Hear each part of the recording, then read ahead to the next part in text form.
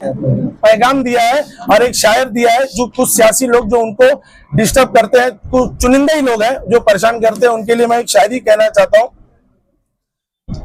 अकेला हूं निखत्ता हूं फरेद हो तुम, अकेला हूं निहत्ता हूं फरेद हो तुम, हमारे आने तक रुके रहना अगर मर्द हो तुम।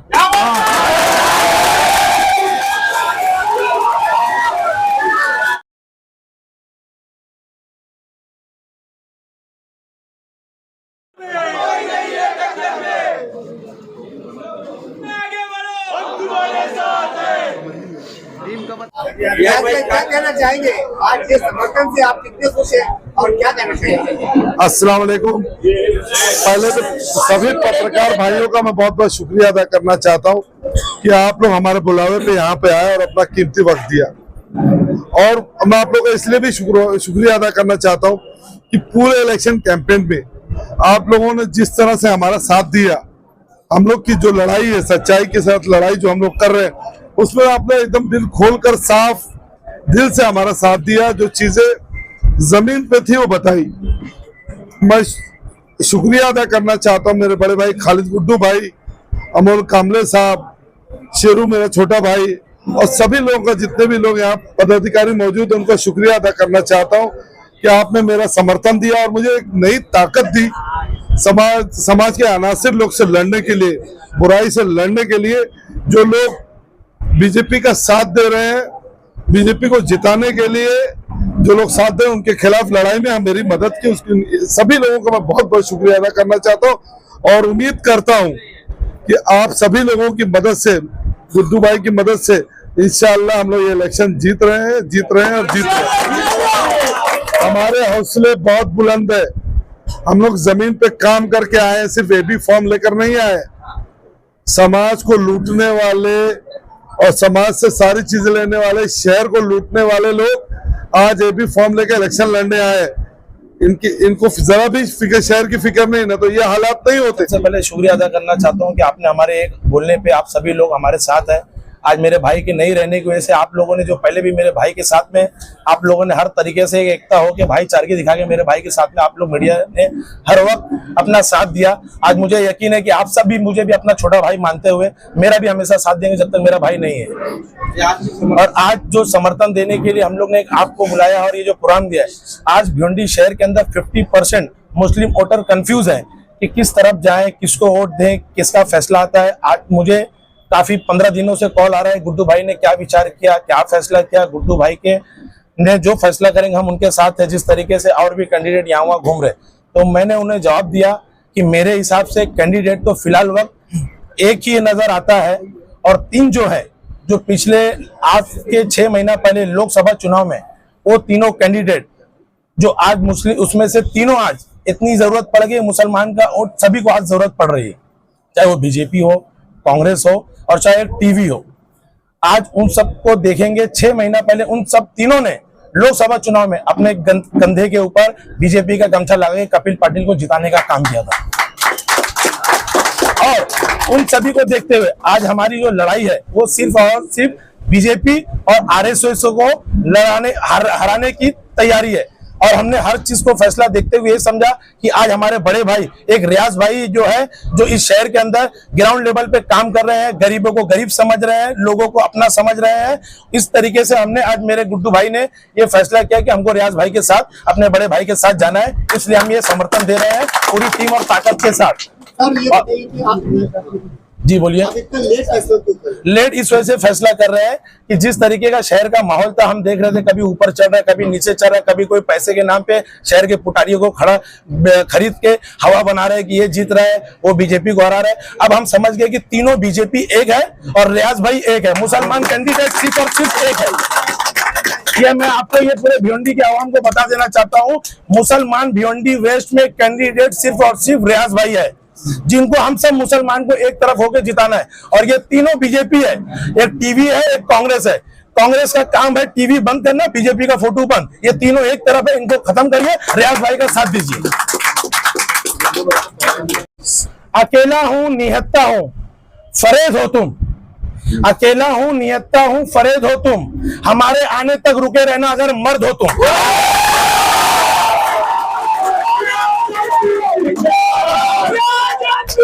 पहले मैं शुक्रिया अदा करता हूँ।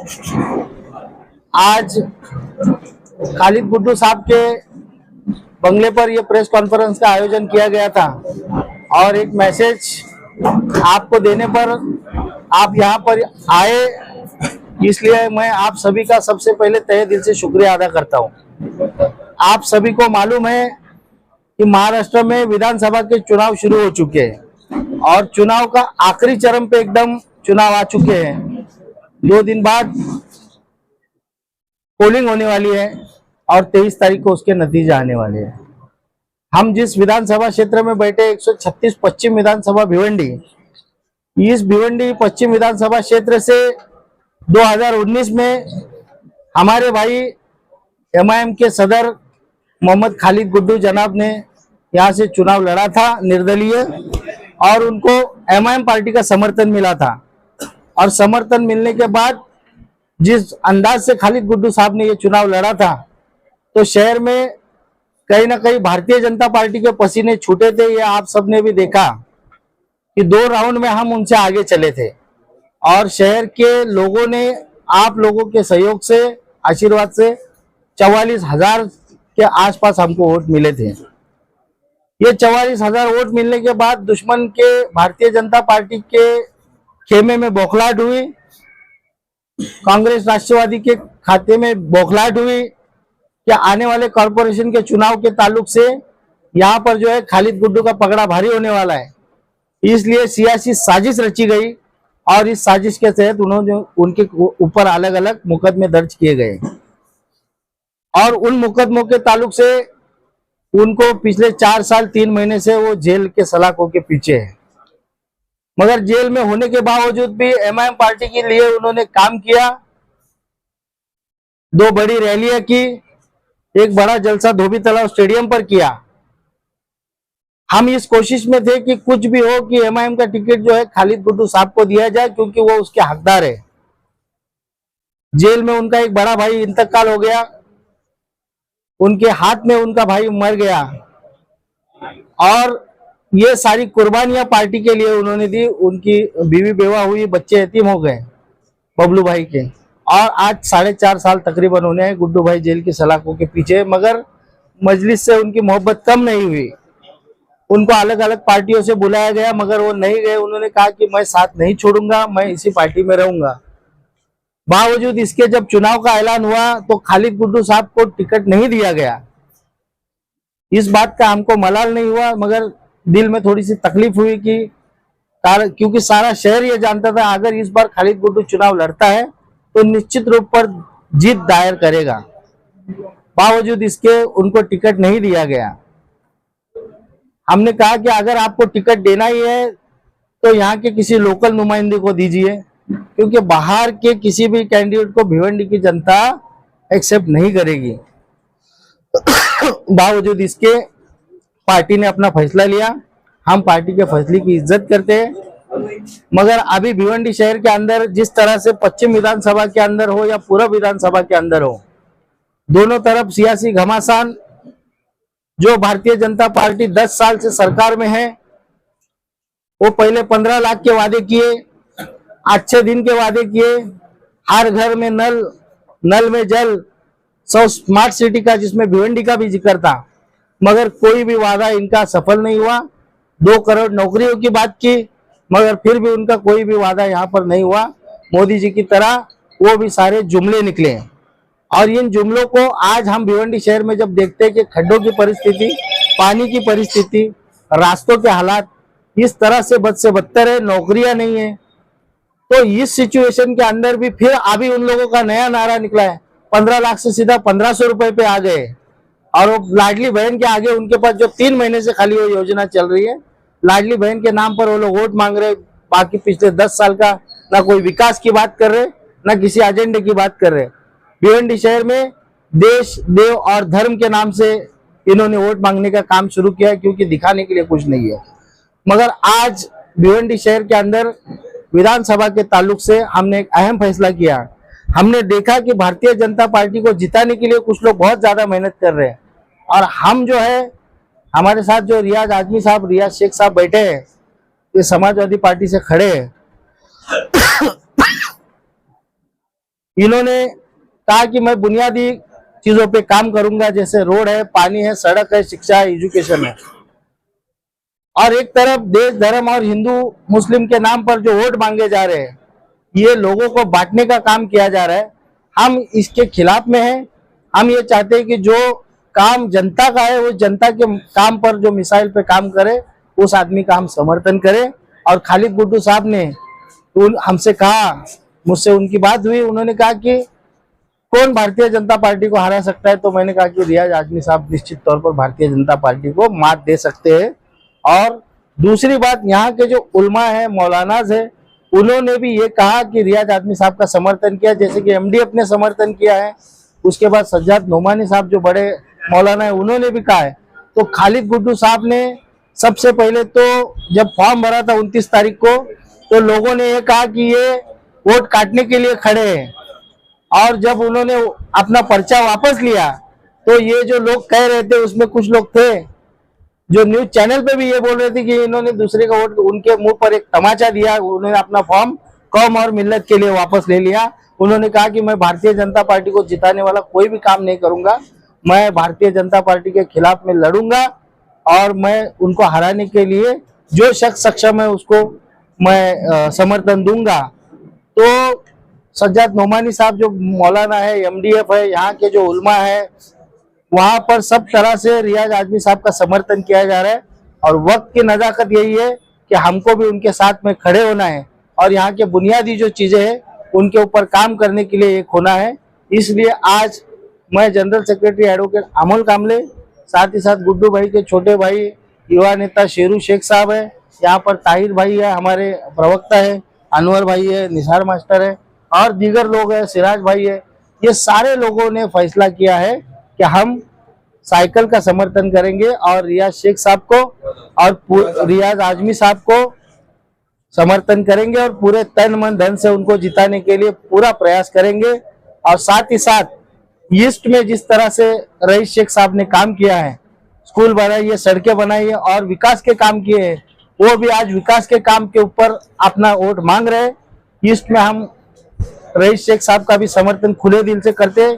हालांकि वहां पर भी विजा रईस शेख साहब की बनी हुई है और यहाँ पर मुझे पूरा विश्वास है कि यहाँ पर रियाज आजमी साहब अपनी जीत दर्ज करेंगे और हमारे सभी कार्यकर्ता पदाधिकारी रियाज आजमी साहब के साथ और रईस शेख साहब के साथ तन मन धन से जुड़ेंगे और दोनों जगह पर इस बार साइकिल को कामयाब करने के लिए कोशिश करेंगे। या समाजवादी में शामिल होकर, देखिए, सबसे पहले एक बात है कि समाजवादी में शामिल हो अभी हम हुए नहीं हैं। पहली बात को मैं क्लियर कर देता चाहता हूँ। किसी पार्टी से बढ़कर आज जो देश में माहौल है, जिस तरह से नबी के बारे में गलत सलत बयानबाजी हो रही है, उसको देखते हुए भारतीय जनता पार्टी को हराना बहुत जरूरी है। और दूसरी चीज, मैं पार्टी का जनरल सेक्रेटरी हूँ। आप जहाँ पर ये माइक लगाकर बैठे हो, भिवंडी शहर के MIM के सदर खालिद गुड्डू साहब का मकान है, तो मुझे अलग से बताने की जरूरत नहीं कि ये किसकी तरफ से ऐलान किया गया है। पार्टी से हो या फिर और किसे? रिजर्व बैंक से हूँ। देखा जाए आपकी पार्टी भी चुनावी मैदान में। देखिए, मैं ये कह रहा हूँ कि पार्टी ने जो फैसला किया है, जो कैंडिडेट है जो 7 नंबर पर है, वारिस पठान साहब हमारे बहुत अच्छे मित्र हैं, मगर शहर की जो जनता है, यहाँ का जो वोटर है, यहाँ का जो मूल निवासी है, वो यही कह रहा है कि हमारी भूमि, हमारा वोट, हमारा नेता, हमारा बेटा। तो इसलिए क्यों ना हो, हमने जनता का साथ दिया। अगर कुछ वोट यहाँ बटते हैं, जिस तरह से भारतीय जनता पार्टी का नारा है कि बटेंगे तो कटेंगे, तो निश्चित तौर पर अगर वोट बटेंगे तो वो वोट कटेंगे और उसका फायदा डायरेक्टली भारतीय जनता पार्टी को होगा। वो हम नहीं चाहते। इसलिए बड़े दुख के साथ हम ये कहना चाहते हैं कि हम वारिस पठान साहब के साथ में नहीं रह सकते, क्योंकि वो नहीं जीत रहे हैं। सर, पहले तो ये बताइए कि आप किस पार्टी के मालिक? मैं ऑल इंडिया मजलिस इत्तेहादुल मुस्लिमीन पार्टी का, जिसके सदर बैरिस्टर असदुद्दीन ओवैसी साहब सदर ने ही एक यहाँ पर विधायक चुनाव में वारिस पठान को भेजा है। हम अपने सदर का भी अपमान करते हैं। पीछे से मत बोलो, बोलने के लिए मैं सक्षम हूँ। देखिए संदीप जी, आपका सवाल बिल्कुल जायज है, मगर शहर में जो जनता है, वो जनता का ये रुझान है कि हम यहाँ के लोकल लोग को वोट करेंगे। इसलिए जनता पहले है, पार्टी बाद में है, क्योंकि इस शहर में हमको रहना है, इस शहर में सियासत करनी है और इस विधानसभा, दोनों विधानसभा से भारतीय जनता पार्टी को हमको खदेड़ना है। पार्टी एक्शन लेगी तो इस पर क्या आपकी क्या? आसद साहब का फैसला सड़क ऊपर, हम उनकी बहुत इज्जत करते हैं, करते थे और करते रहेंगे। आसद साहब का फैसला हमारे लिए आखिरी होगा। कितनी टीम आपके साथ में? आप पीछे कैमरा घुमा के देख सकते हैं कितने लोग हैं। ये तो सिर्फ आपको जैसे बताया गया दिन सुबह, उसी तरह से सबको सुबह बुलाया गया है। और अगर बोलते तो अभी तो जलसा होगा, शाम में तो पता चलेगा कि कितने तादाद में हम उतर रहे हैं।